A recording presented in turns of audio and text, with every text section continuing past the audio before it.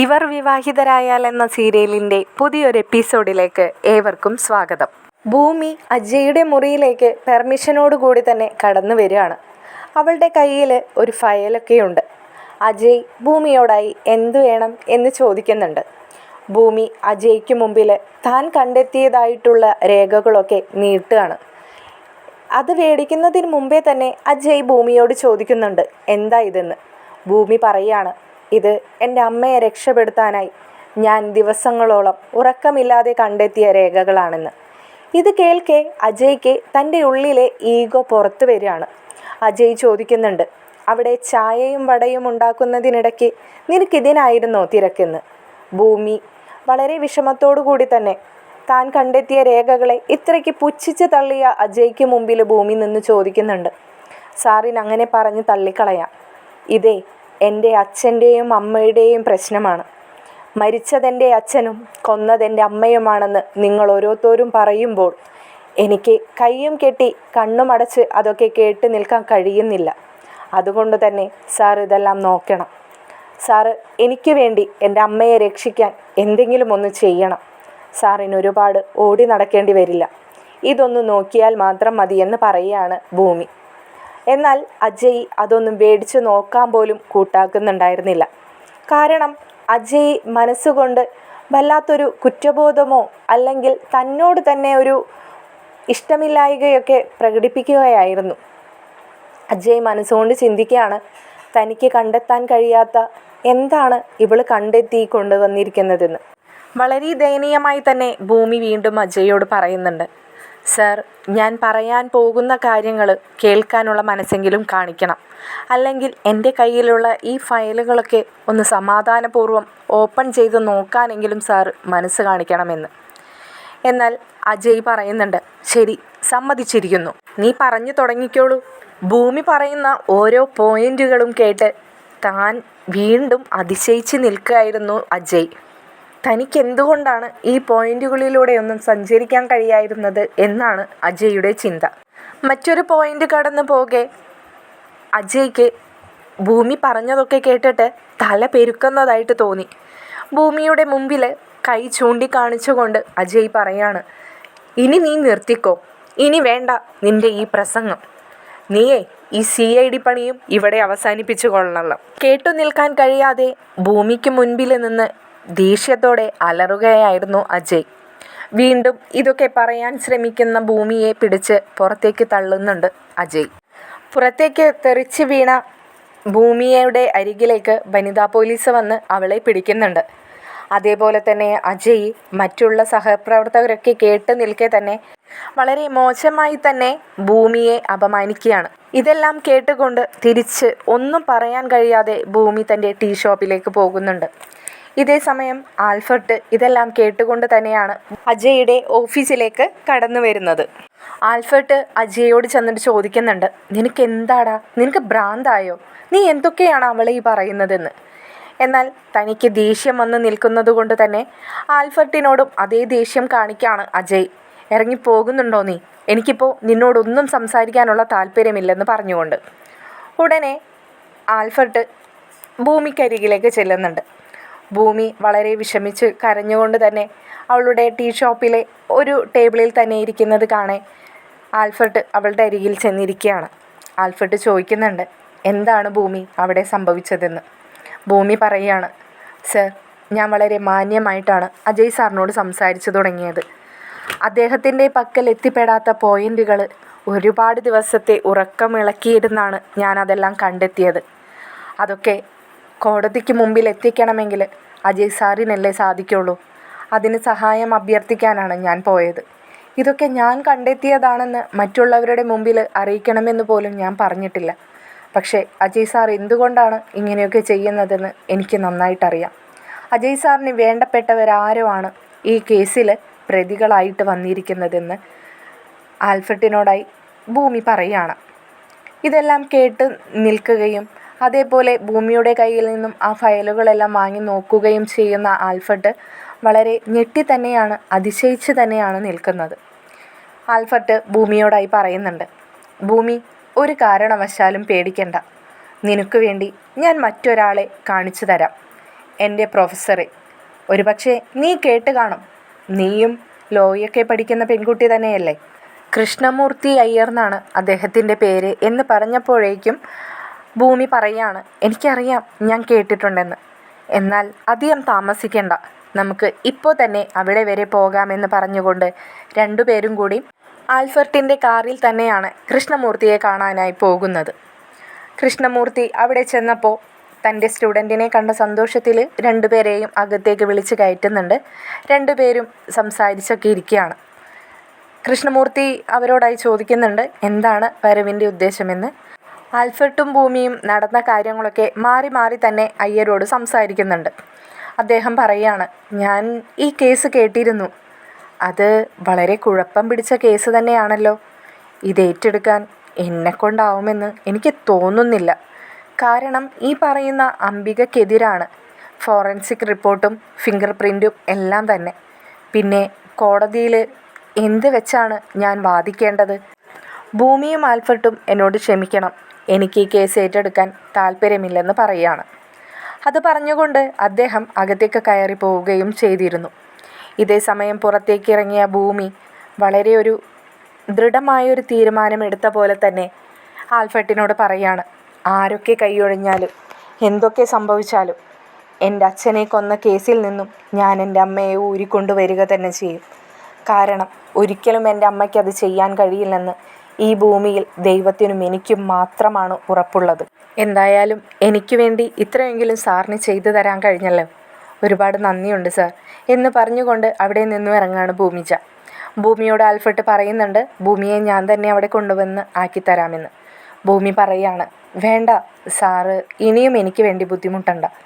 ഇതിൻ്റെ പിന്നാലെ എൻ്റെ ഒപ്പം നടന്നു കഴിഞ്ഞാൽ സാറിൻ്റെ ഉറ്റ സുഹൃത്തിനെ സാറിന് ഒരു പക്ഷേ നഷ്ടപ്പെട്ടേക്കാം.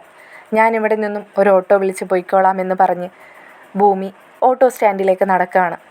അവളോട് മറുത്തൊന്നും പറയാനായി ആൽഫർട്ടിന് കഴിയുന്നുണ്ടായിരുന്നില്ല. തൻ്റെ മനസ്സിൽ ആ സമയത്ത് തൻ്റെ സുഹൃത്തായ അജയോട് വല്ലാത്ത ദേഷ്യം തോന്നുമായിരുന്നു. ഇന്ന് വൈകുന്നേരം തന്നെ അവനെ കാണണമെന്ന് ആൽഫർട്ട് മനസ്സിൽ ഉറപ്പിക്കുകയാണ്. ഈവനിങ് അജയുടെ ഡ്യൂട്ടി കഴിയുന്ന സമയത്ത് തന്നെ ആൽഫർട്ട് അജയിനെ വിളിക്കുകയാണ്. അജയോട് പറയുന്നുണ്ട്, എനിക്കിന്ന് നിന്നെ അത്യാവശ്യമായിട്ട് കാണണം.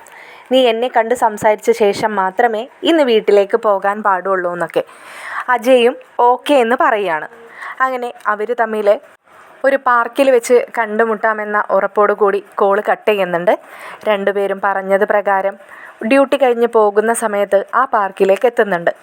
അജയെ കണ്ടപാടെ ആൽഫർട്ട് വളരെ ദേഷ്യത്തോട് കൈ ചൂണ്ടിക്കൊണ്ട് തന്നെ ഇങ്ങനെ ചോദിക്കുകയാണ്, എടാ നിനക്കെന്താ തലയ്ക്ക് വല്ല ഭ്രാന്ത് പിടിച്ചോ? നീ എന്തൊക്കെയാണ് ഇന്നായ ഭൂമിയോട് സംസാരിച്ചു കൂട്ടിയത്? അവളുടെ മാനസികാവസ്ഥ നീ ചിന്തിച്ചു നോക്കിയിട്ടുണ്ടോ? നിൻ്റെ അച്ഛൻ മരിക്കുകയും അതിനുത്തരവാദി നിൻ്റെ അമ്മയാണെന്നും അറിയുകയും അല്ലെങ്കിൽ മറ്റുള്ളവർ നിന്നെ ധരിപ്പിക്കുകയും ചെയ്യുന്ന ആ ഒരു അവസ്ഥയെക്കുറിച്ച് നിനക്ക് ചിന്തിക്കാൻ പോലും കഴിയുമോ എന്ന് ചോദിക്കുമ്പോൾ അപ്പോഴേക്കും അജയ് ആൽഫർട്ടിനോട് പറയാണ്, നീ എന്തൊക്കെയാടാ ഈ പറയുന്നതെന്ന്. ആൽഫർട്ട് ചോദിക്കുന്നുണ്ട്, കൊള്ളാം, നിനക്ക് സങ്കല്പിക്കാൻ പോലും കഴിയുന്നില്ല അല്ലേ ആ ഒരു അവസ്ഥയെക്കുറിച്ച്? എന്നാൽ ഇപ്പോൾ ഈ എല്ലാ അവസ്ഥയിലൂടെയും കടന്നു പോകുന്നവളാണ് ഭൂമി എന്ന് പറയുന്ന ആ പെൺകുട്ടി. അവളെ സഹായിക്കാൻ ആരുമില്ലടാ. അവൾ നിൻ്റെ മുമ്പിൽ വന്ന് നിന്ന് അഭ്യർത്ഥിക്കുക മാത്രമായിരുന്നു എന്ന് പറയുകയാണ്. ഇത് കേൾക്കുന്ന അജയ് പറയുന്നുണ്ട്, എടാ അവളെന്തോ TV സീരിയലോ സിനിമയോ ഡിറ്റക്റ്റീവ് നോവലൊക്കെ വായിച്ചിട്ട് എന്തൊക്കെയോ വന്ന് എന്നോട് പറയുകയായിരുന്നു. അതൊക്കെ ഞാൻ അംഗീകരിക്കണോ? ആൽഫർട്ട് അജയോട് ചോദിക്കുന്നുണ്ട്, നിനക്ക് നിൻ്റെ മനസാക്ഷിയെ തൊട്ട് പറയാമോ അവൾ പറഞ്ഞതൊക്കെ നീ കണ്ടെത്താൻ ശ്രമിച്ചിരുന്ന പോയിൻ്റുകളെല്ലാം എന്ന്? നിൻ്റെ കയ്യിൽ നിന്നും വഴുതിപ്പോയ പോയിൻ്റുകളല്ലേ നിൻ്റെ മുമ്പിൽ അവൾ അവതരിപ്പിച്ചത്? ആ ഈഗോ അല്ലേ നീ ഇന്ന് അവൾക്ക് നേരെ കാണിച്ചു കൂട്ടിയതെന്ന്. ഇതെല്ലാം ആൽബർട്ട് പറഞ്ഞപ്പോൾ അജയ്ക്ക് മനസ്സുകൊണ്ട് വല്ലാത്ത കുറ്റബോധം തോന്നുകയാണ്. അജയ് പറയാണ്, ആൽഫർട്ടെ, എനിക്ക് ഇപ്പോൾ വിഷമം തോന്നുന്നുണ്ട്. എന്താണ് ഞാൻ പറയേണ്ടതെന്നും അറിയില്ല. പക്ഷേ ആ സമയത്ത് നീ പറഞ്ഞതൊക്കെ സത്യം തന്നെയാടാ. ആ സമയത്ത് എൻ്റെ മനസ്സിൽ അങ്ങനെ ഒരു ഈഗോ കയറി കൂടിപ്പോയെന്ന്. ആൽഫർട്ട് ചിരിച്ചുകൊണ്ട് അജയോട് പറയുന്നുണ്ട്, ഇനി നീയൊന്നും ചെയ്യണമെന്നില്ല, എല്ലാം അവൾ തന്നെ ചെയ്തോളും.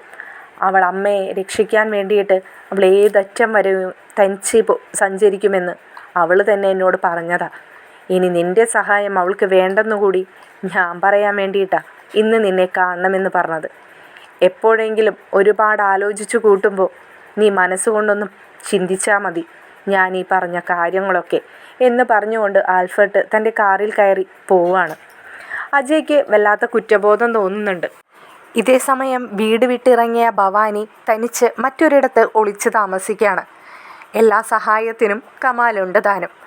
കമാലിനെ വിളിച്ച് ഭവാനി പറയാണ്, ഞാൻ പുറത്തേക്ക് ഇറങ്ങണമെങ്കിൽ എനിക്ക് 2-3 കാര്യങ്ങളിൽ ഉറപ്പ് വരുത്തണം കമാലെ. അല്ലാതെ ഞാൻ എൻ്റെ സൗഭാഗ്യപുരം തറവാട്ടിലേക്ക് ഒരിക്കലും കയറത്തില്ലെന്ന്. കമാൽ അതിശയത്തോടും ഒരു ആശ്ചര്യത്തോടും കൂടി ചോദിക്കുകയാണ്, അതെന്താണ് മാഡം അങ്ങനെയൊരു 3 തീരുമാനങ്ങളെന്ന്. ഉടനെ തന്നെ ഭവാനി പറയാണ്, 1, ഈ പറയുന്ന ഭൂമിജ എന്നെ കണ്ടെത്തില്ല എന്നുറപ്പ്. അതായത് അവളുടെ അച്ഛനെ കൊന്ന കേസിൽ നമ്മൾ പ്രതികളല്ലെന്ന് വരുത്തി തീർക്കണമെന്ന്. മനസ്സിലായോ കമാലിന്?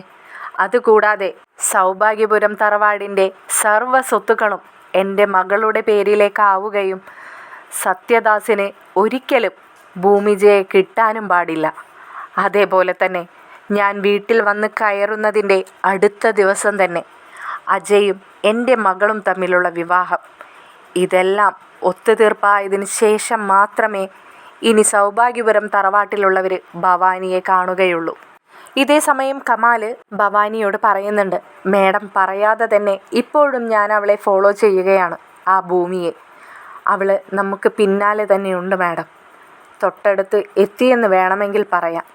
പക്ഷേ അവൾക്ക് ആ മുഖങ്ങൾ അറിയാത്തതിൻ്റെ മാത്രമേ കുഴപ്പമുള്ളൂ. കമാലിൽ നിന്നും ഇത്രയും കാര്യങ്ങൾ അറിയുന്ന ഭവാനി ചോദിക്കുന്നുണ്ട്, എന്നിട്ട് ഇപ്പോഴും നീ എന്തിനാണ് അവളെ ഇങ്ങനെ ജീവനോട് വെച്ചുകൊണ്ടിരിക്കുന്നതെന്ന് എനിക്ക് മനസ്സിലാവുന്നില്ല കമാലെ. ഞാനിനി അതിനുള്ള മുഹൂർത്തവും തീയതിയും കുറിച്ച് തരാത്തത് കൊണ്ടാണോ എന്ന്. കമാൽ പറയാണ്, മേഡം ഒന്ന് മൂളിയാൽ മതി, അവളെ ഇന്നേക്ക് ഞാൻ അങ്ങ് തീർത്ത് തന്നേക്കാമെന്ന്. ഭവാനി ഉടനെ തന്നെ പറയുന്നുണ്ട്, എൻ്റെ സമ്മതം കിട്ടാത്തതാണ് നിൻ്റെ കുഴപ്പമെങ്കിൽ ഞാൻ ഇപ്പോൾ തന്നെ പറഞ്ഞിരിക്കുന്നു, ഇനി ഒരവസരം കിട്ടിയാൽ അവളെ അങ്ങ് തീർത്തേക്കാൻ. ഇതേ സമയം ഭൂമിജയുടെ ഫോണിലേക്ക് പ്രൊഫസറുടെ കോള് വരുന്നുണ്ട്. ഭൂമിജ പ്രൊഫസറോടായി പറയാണ്, സാറിനെ ഞാൻ വിളിക്കണമെന്ന് കരുതി തന്നെ ഇരിക്കുകയായിരുന്നു. സാറ് പറഞ്ഞു തന്ന ആ ലോ പോയിൻറ്റുകളിലൂടെയെല്ലാം ഞാൻ സഞ്ചരിച്ചു സർ. എനിക്ക് വേണ്ടിയിട്ടുള്ള എല്ലാ പോയിൻറ്റുകളും എൻ്റെ കൈകളിലേക്ക് വരിക തന്നെ ചെയ്തു. പക്ഷേ ആ കൊട്ടേഷൻ കൊടുത്തത് ആരാണെന്ന് മാത്രമാണ് എനിക്ക് അറിയേണ്ടത്. അതിന് ഇന്ന് ഞാൻ ഒരു അഡ്വക്കേറ്റിൻ്റെ അടുത്ത് പോയിരുന്നു. പക്ഷെ അദ്ദേഹം എൻ്റെ കയ്യിൽ നിന്നും ആ കേസ് സ്വീകരിക്കാൻ തയ്യാറായില്ല. അദ്ദേഹം ഏറ്റെടുത്ത കേസുകളൊക്കെ വിജയിച്ച ചരിത്രം മാത്രമേ അദ്ദേഹത്തിനുള്ളൂവെന്ന് പറഞ്ഞു. എൻ്റെ അച്ഛൻ്റെ കേസ് ഏറ്റെടുത്താൽ അദ്ദേഹം തോൽക്കാനുള്ള സാധ്യത വളരെ കുറവാണെന്ന്. അമ്മയ്ക്കെതിരായിട്ടുള്ള ഒരുപാട് പോയിൻറ്റുകൾ ഇപ്പോഴും കിടക്കുന്നത് കൊണ്ട് തന്നെ. പ്രൊഫസർ ഭൂമിയോട് ചോദിക്കുകയാണ്, അതാരായിരുന്നു അങ്ങനെ ഒരു അഡ്വക്കേറ്റ് നിൻ്റെ കേസ് ഏറ്റെടുക്കാത്തത്? അത് കൃഷ്ണമൂർത്തി അയ്യർ എന്നാണ് അദ്ദേഹത്തിൻ്റെ പേര്. ഇത് കേൾക്കുന്ന പ്രൊഫസർ പറയുകയാണ്, എനിക്കറിയാം, എനിക്ക് നന്നായിട്ട് തന്നെ അറിയാം. ഞാൻ വിളിച്ച് പറഞ്ഞോളാം ഭൂമി. ഞാൻ പറഞ്ഞാൽ ഒരിക്കലും അദ്ദേഹത്തിന് നമ്മുടെ കേസ് തള്ളിക്കളയാൻ കഴിയില്ല. അദ്ദേഹവും എൻ്റെ സ്റ്റുഡൻ്റ് ആയിരുന്നു ഒരു സമയത്ത്. നീ ഓർക്കുന്നില്ലേ ഞാൻ പറഞ്ഞത് അദ്ദേഹത്തെക്കുറിച്ച്? ഓർക്കുന്നുണ്ട് സാർ, ഞാൻ മറന്നിട്ടില്ല. വേണ്ട സാർ, ഇനി അദ്ദേഹത്തോട് നമ്മൾ ഈ കേസിൻ്റെ കാര്യം സംസാരിക്കണ്ട. പക്ഷേ ആരൊക്കെ ഉപേക്ഷിച്ചാലും എനിക്ക് സാറ് കൂട്ടുണ്ടാവുമെന്ന് ഞാൻ ഒരുപാട് പ്രതീക്ഷിക്കുന്നുണ്ട്. ഭൂമി, നീ എന്താണ് ഈ പറയുന്നത്? നിനക്കൊപ്പം നിന്നില്ലെങ്കിൽ പിന്നെ ആർക്കൊപ്പമാണ് നിൻ്റെ ഈ പ്രൊഫസർ നിൽക്കുക?